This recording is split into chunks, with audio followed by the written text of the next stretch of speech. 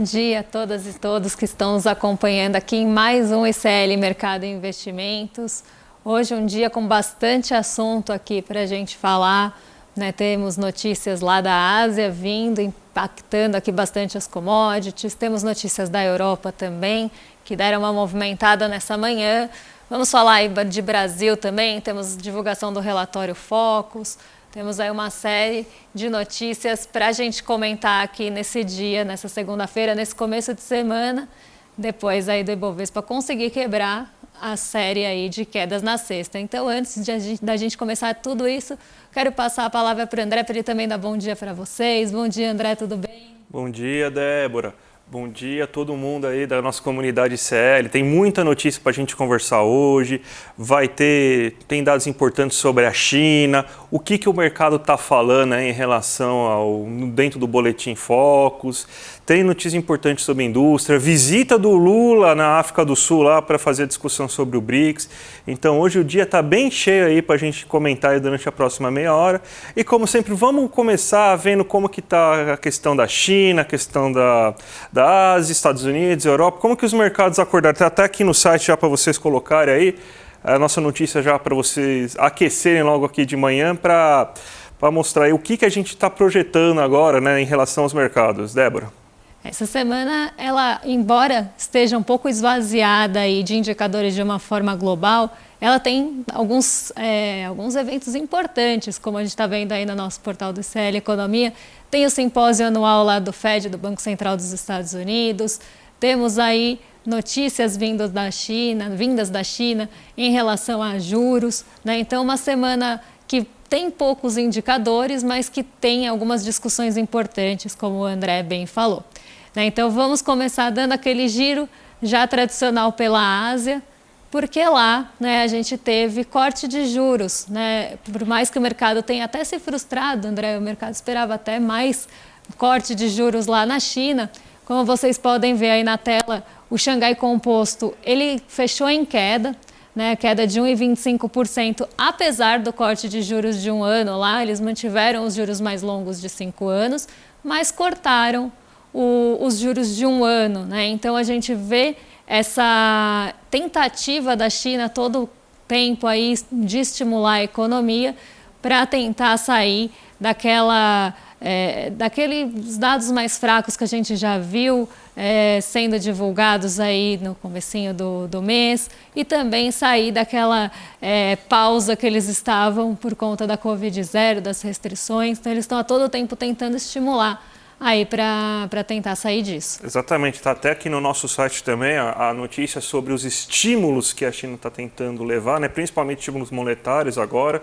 Estímulos fiscais a gente sabe que na China não faltam, né? Mas então a gente tem agora os estímulos monetários, porque a China está tentando fazer com que exista uma retomada, estava se esperando, para vocês terem uma ideia, um crescimento de acima de 5%, só que os dados estão mostrando que não vai ter esse crescimento acima de 5%. Isso aí é uma notícia bem complicada, até porque hoje o que segura o mundo é justamente o mercado chinês. São as compras que a China faz em seu setor industrial, é a demanda que a China tem pelas commodities mundiais, é o quanto que a China está operando dentro do comércio internacional, a quantidade de exportações e importações da China. Então, quando você tem a China mais uma vez precisando recorrer a uma política monetária com menor aperto, baixando a taxa de juros para tentar estimular a sua economia, a gente tem um sinal amarelo. A gente sabe que os Estados Unidos estão passando por grandes problemas, provavelmente uma recessão. A Europa também muito complicada. E sem uma aceleração da China, num crescimento global ele vai ser bastante afetado, né? Mas pelo visto, Débora, isso aí, nos mercados ocidentais aí, a repercussão parece que até está um pouco melhor, né? O que está acontecendo no resto do mundo, na Europa e tudo mais? Foi melhor, André, e para todos vocês aí que estão assistindo, até explicando, né, essa repercussão aí da China, né, das taxas de juros lá, bateram bem no índice de commodities. Então, para quem está só escutando a gente, né, sempre do lado esquerdo ali do telão, a gente tem 3 indicadores que ficam mudando ali, que são a movimentação intradiária de 3 indicadores, que é o Ibovespa, nosso índice de referência, o dólar e o índice de commodities da S&P Global. né, que mostram ali para a gente como é que está, né, ele reúne ali uma série de commodities no mercado futuro e ele faz uma média e mostra como é que está a oscilação em pontos desse índice. Então, a gente vê que o índice de commodities respondeu muito bem a esse estímulo vindo da China, como o André muito bem disse, né? A China hoje ela é responsável pelo crescimento global e a gente está com um sinal amarelo na China e nos Estados Unidos. Então essas incertezas em relação à China e Estados Unidos acabam diminuindo o apetite pelo risco. E aqui no Brasil isso chega de uma forma mais forte porque são dois países que demandam muitas commodities, né? E nosso mercado é muito voltado para a exportação de commodities. Então quando a gente tem uma desaceleração ou possível desaceleração na demanda das commodities por esses países, a gente vê que o nosso mercado fica muito pressionado, tanto o Ibovespa quanto o dólar, e a gente acaba tendo um pouco mais de dificuldade de se firmar no terreno positivo e continuar em alta. Mas como a gente vê aí, o índice de commodities está respondendo bem. E daqui do lado também ocidental, a gente teve a Europa, né, que divulgou o índice de preços ao produtor, na verdade da Alemanha, e teve uma surpresa positiva por lá, porque o índice de preços ao produtor caiu 6% em relação ao ano passado. Então, na comparação anual, né, a gente teve recuo de 6% nos preços ao produtor lá, né? Então, isso também traz aí um pouco de gás, um pouco de fôlego, principalmente na Europa, que vinha também uma série de dias negativos, né? Então, o DAX, que é o índice alemão, está em alta, o Stoxx 600, que reúne também as ações ali de 17 países ali da Europa, também tem respondido bem. Mas o Ibovespa começou com fôlego, mas está com dificuldade de manter, viu, André? Mas a gente vai falar disso mais tarde, né? Exatamente. Vamos para o Brasil agora, né? Vamos falar o que está acontecendo aqui dentro da nossa casa, porque segunda-feira é o dia da gente saber como o mercado passou o seu fim de semana, né? Para saber o que o mercado está querendo, qual que foram as notícias aí que abalaram o mercado, e a gente tem o nosso termômetro, né, para saber o que a Faria Lima está esperando do Brasil a partir do relatório Focus. Então a gente teve poucas mudanças, um relatório bem marcado pela estabilidade agora, né? Vamos colocar aqui agora na tela para vocês verem um gráfico resumindo o que o relatório Focus colocou para a gente, né, em relação à inflação, PIB e tudo mais. Para esse ano, o IPCA, que é o nosso índice inflacionário, ele teve uma alta, ele estava em 4,86, agora ele subiu para 4,9, a expectativa inflacionária para o final do ano. Isso foi influenciado diretamente pelo aumento do preço dos combustíveis naquele momento, na última semana, né? Então, teve um aumento dos combustíveis até acima do que estava se esperando, você teve um aumento da expectativa inflacionária, os agentes de mercado reajustaram suas expectativas, temos agora uma inflação prevista de 4,9. Mas o mais importante que a gente tem aqui é que, aqui está errado, aqui, mas onde se lê IPCA, leia-se Selic, né?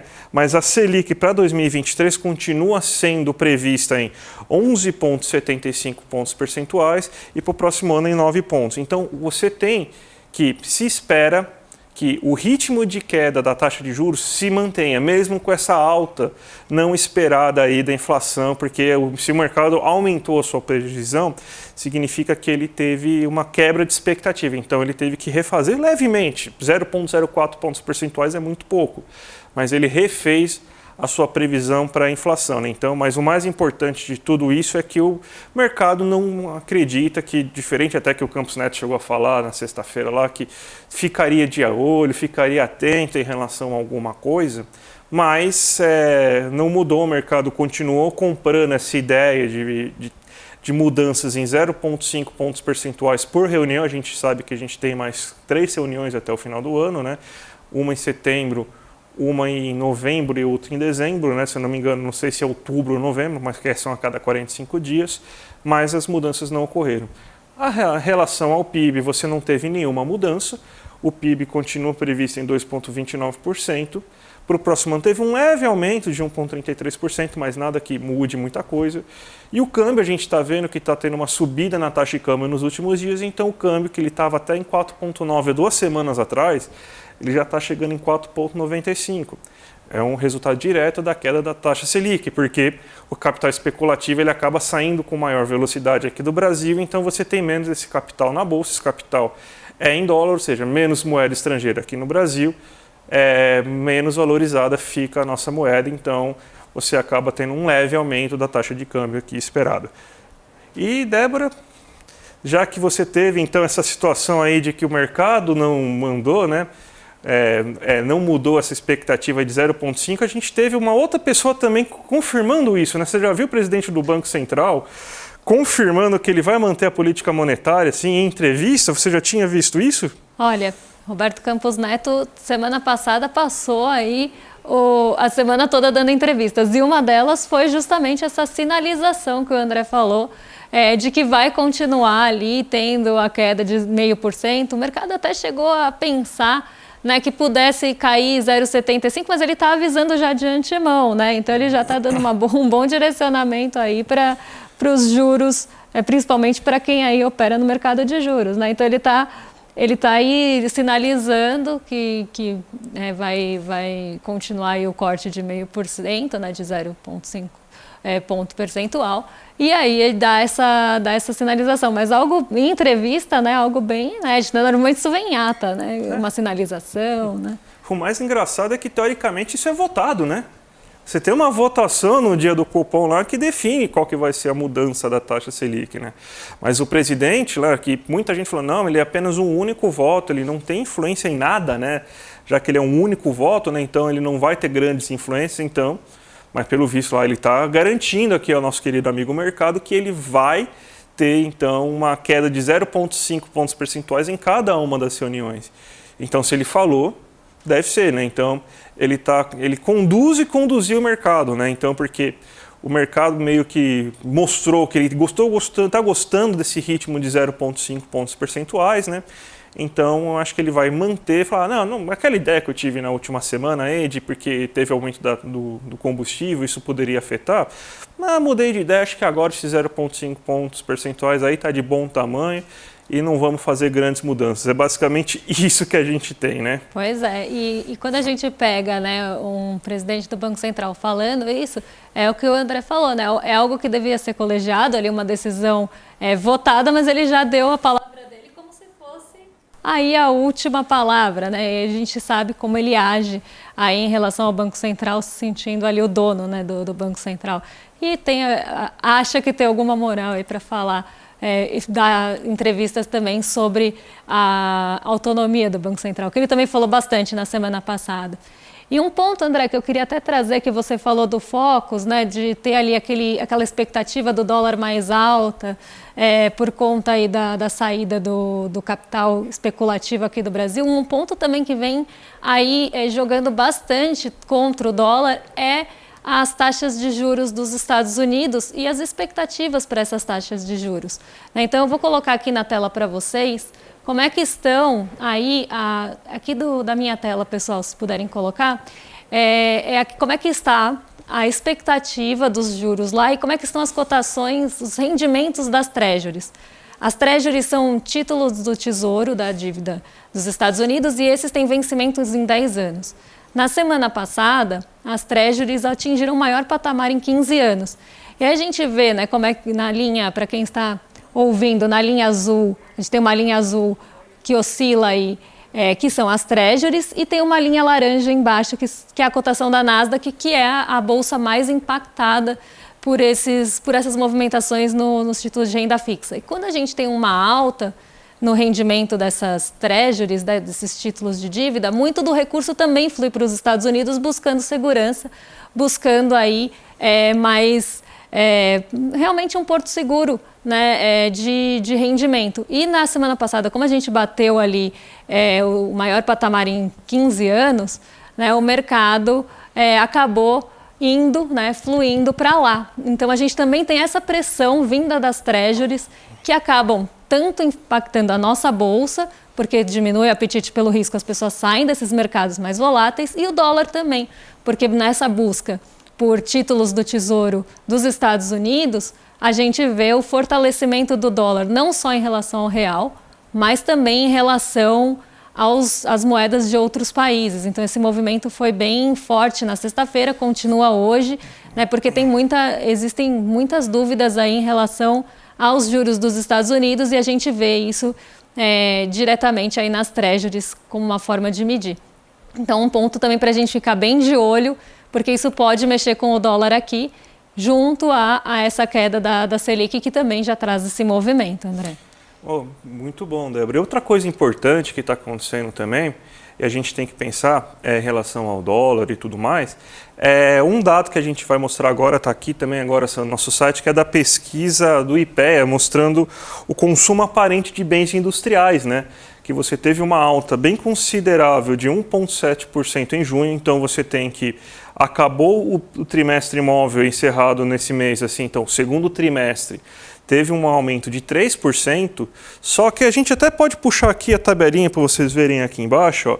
Você vê que a grande alta que aconteceu foi justamente dos bens importados. Então você teve uma melhora sim na indústria nacional, uma melhora no trimestre 1,7%, de consumo aparente, ou seja, aumentou o consumo de bens produzidos internamente aqui dentro do Brasil de 1,7% em relação ao último trimestre. Só que se a gente for comparar em relação aos bens que são importados, ou seja, acho que produtos industriais que a gente está comprando de fora do país, daí a gente não está falando só de pessoa física, está falando também de pessoa jurídica, né? Empresas que compram máquinas, equipamentos e tudo mais, inclusive para você realizar investimentos, aumentou em 9,6% o volume de compras, aí, o consumo aparente, né? Por isso que é aparente, ele não é um dado fechado, né? Então ele é mais como se fosse uma pesquisa que nem todas as pesquisas que a gente tem aqui no Brasil, né? Pesquisa mensal do comércio, indústria, serviço e tudo mais. Então a gente tem que teve um crescimento de 9,6%. Então, macroeconomia, vamos lá para vocês entenderem o funcionamento da macroeconomia aqui.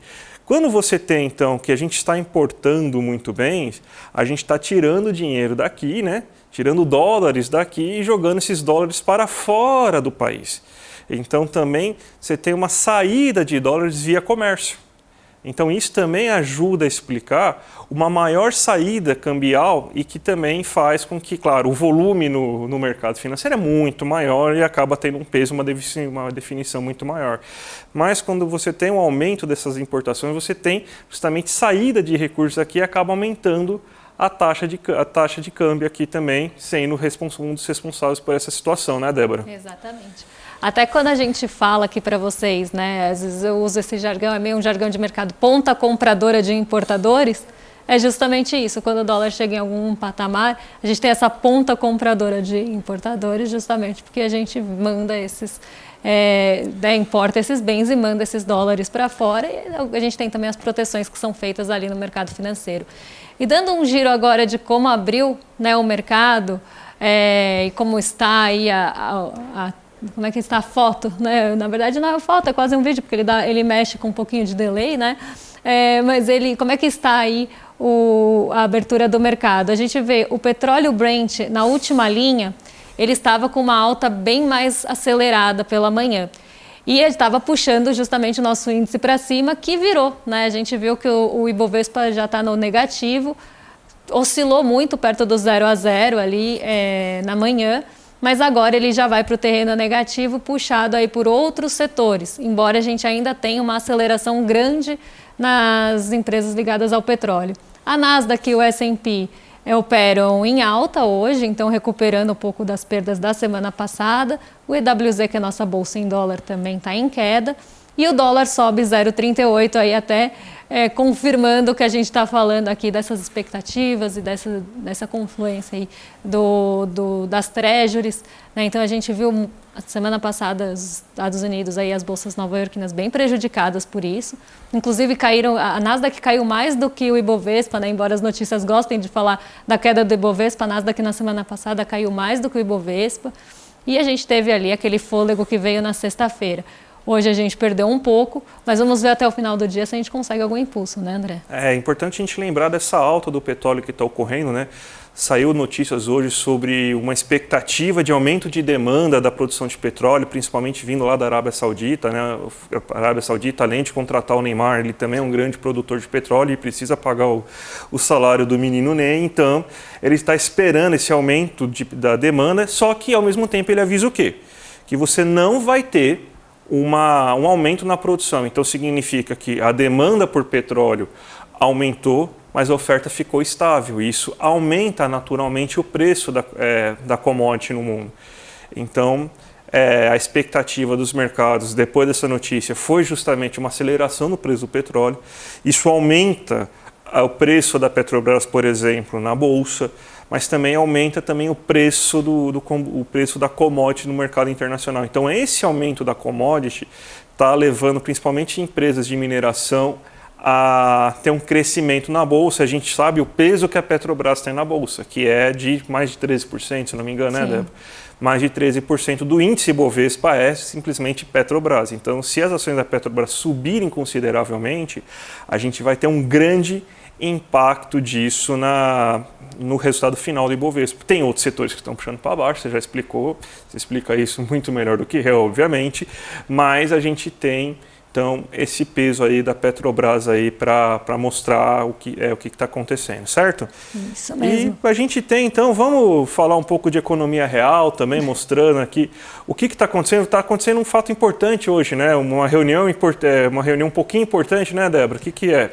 Pois é, hoje temos aí, né, lá na África do Sul, está acontecendo a reunião dos BRICS, né, até para discutir aí né, moedas, se vai ter moeda ou não. Esse é um dos tópicos, né, que vão ser discutidos, moeda para fins comerciais entre os BRICS. Uhum. Então a gente tem essa participação, né, na cúpula aí dos BRICS, que vai aí também discutir se entram novos países no BRICS, né? Inclusive uma das discussões é da Arábia Saudita, né? Então temos aí essa reunião hoje, né, André? Exatamente, e muito importante a gente ficar atento a essa reunião, porque pode saírem coisas importantes.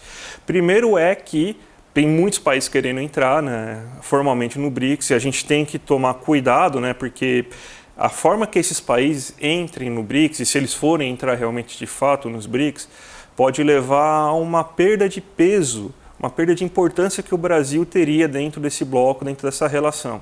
Então a gente tem que tentar, e obviamente o Lula deve saber isso muito melhor do que eu, que existe uma certa preocupação para a entrada desses países, mantendo os 5 países originais, que é Brasil, Rússia, Índia, China e África do Sul, tendo um peso mais relevante que os demais entrantes. Então, por exemplo, se for realmente fazer a tal da moeda própria para comercialização, você tem que ter o peso desses países na hora de definir a cesta de moedas que vai fazer essa moeda internacional aí para esse comércio, que pode sair, inclusive, você tem que ter um peso quase que igual desses 5 países, não deixar você ter todos esses países com um peso semelhante, porque isso daí no final vai acabar tendo o quê?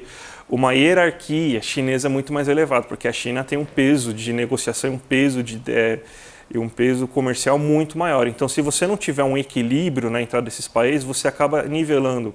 Seriam mais de 26 países, então ia ficar 30 países praticamente dependentes da China, e a China virando o verdadeiro mandante do bloco. Então você tem que tomar cuidado com isso e também tem que reforçar bastante as considerações e como que vai ser agora o pacto econômico, porque não adianta somente a gente acelerar relações com esses países, a gente tem que pensar também em outras coisas, como por exemplo, qual que vai ser o papel de cada um desses países dentro da nova ordem mundial, da nova conformidade econômica que a gente está vendo nascer.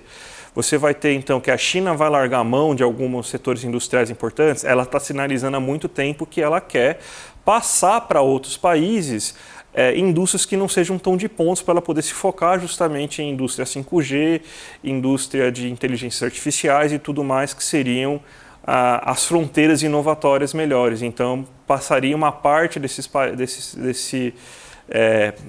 indústria para outros membros do BRICS, né? Então, seria uma questão também importante da gente tentar entender como que funcionaria também essa reindustrialização a partir disso. Então, tem muita coisa aí que vai ser discutida, muito assunto, isso tem que repercutir um pouco mais. Daqui a pouco começa a ter falas, então, das autoridades que vão estar lá presentes. Então, provavelmente a gente vai repercutir isso mais amanhã, porque vai ter fala do Lula, vai ter fala do Xi Jinping, vai ter fala do Modi, o Putin não está lá, e o da África do Sul, eu sinceramente, perdão, eu esqueci o nome do presidente da África do Sul, mas provavelmente terão fala de todas essas autoridades importantes. Da Dilma também, que é presidente do Banco do BRICS, ela está lá, então vai ter fala importante dela em relação a tudo isso, Débora.